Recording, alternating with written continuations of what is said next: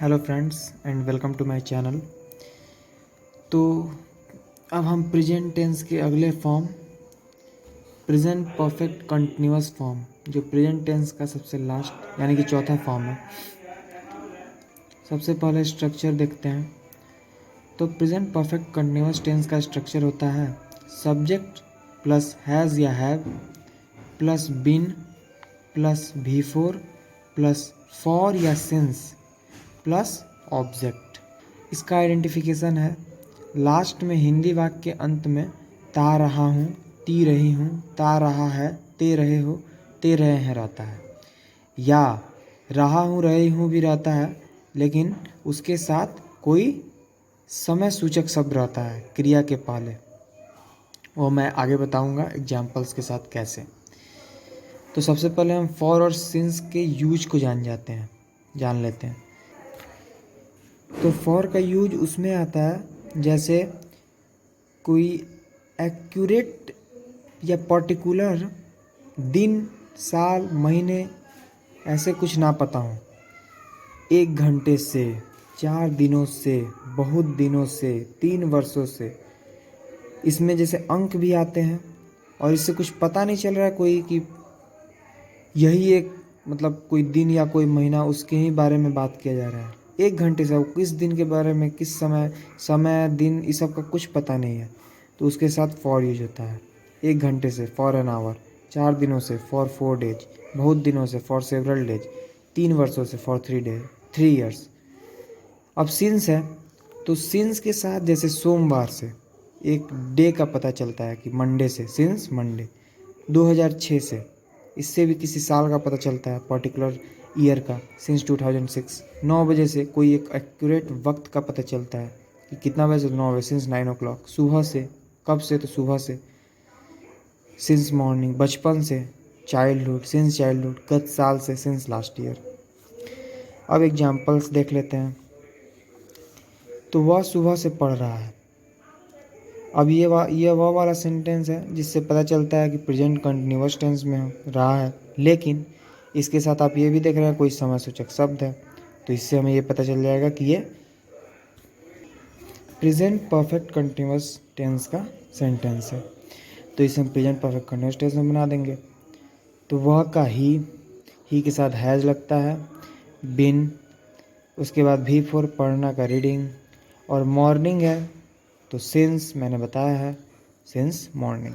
हो गया, बन गया सेंटेंस, बन गया ट्रांसलेशन।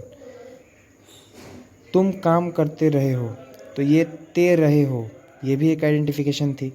इसमें कोई समय सूचक शब्द नहीं है, लेकिन ये ते रहे हो है, इससे हम समझ जाएंगे कि ये प्रेजेंट परफेक्ट कंटिन्यूअस टेंस का है। तो उसी तरह बना देंगे, you have been working. Ram तैरता रहा है, इसमें भी ता रहा है, तो उसी तरह राम हैज़ बीन स्विमिंग। अब आता है नेगेटिव सेंटेंस वाला स्ट्रक्चर। तो इसमें ज़्यादा कुछ नहीं, सब असर्टिव वाला रहेगा, सिर्फ हैज़ हैव के बाद नॉट ऐड हो जाएगा। मैं 10 बजे से पढ़ रहा हूँ। I have been reading since 10 o'clock। इसमें सिंस लगा क्योंकि ये एक समय का बता रहा है कि हाँ 10 बजे, कितना बजे, तो 10 बजे, एक समय का पता चलता है इससे एक, इसलिए यहाँ सिंस का यूज होगा। वे गत साल से यहाँ रह रहे हैं, मैंने ये भी बताया गत साल के लिए भी यानी कि लास्ट ईयर के लिए भी सिंस का यूज होगा। तो वे यानी कि दे, वे का दे के साथ है, they have been living here, यहाँ रह रहे हैं हियर सिंस लास्ट ईयर। अब आता है इंट्रोगेटिव सेंटेंस। इंट्रोगेटिव सेंटेंस में बस जो हैज़ हैव है वो पहले आ जाएगा और सब्जेक्ट बाद में चला जाएगा, उसके बाद बाकी सारा सेंटेंस उसी तरह रह जाएगा, लास्ट में क्वेश्चन मार्क ऐड हो जाएगा। इसका देख लेते हैं कुछ एग्जाम्पल। क्या तुम वर्षों से यह काम यहीं कर रहे हो? Have you been doing this work here for years. वर्षों से यानी कि सालों से, तो ये इसके साथ फॉर लगेगा। महीनों से, फॉर मंथ्स। क्या वह सुबह से दौड़ रहा है? Has he been running since morning. अब आता है इंट्रोगेटिव नेगेटिव का सेंटेंस।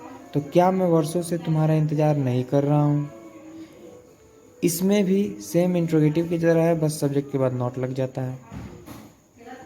तो इसका ट्रांसलेट कर लेते हैं, हैव आई नॉट बिन, आई के बाद नॉट, बाकी वही, बिन waiting for you for years, वर्षों से फॉर ईयर्स।